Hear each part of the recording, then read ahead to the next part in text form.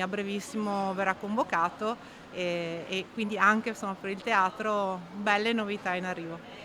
Nel post-Covid anche la cultura cerca di ripartire. Nei giorni scorsi a Treviso è stato sottoscritto un accordo tra le due più importanti istituzioni del Veneto, Teatro Stabile e Arteven, per una maggiore collaborazione, soprattutto nella programmazione delle produzioni.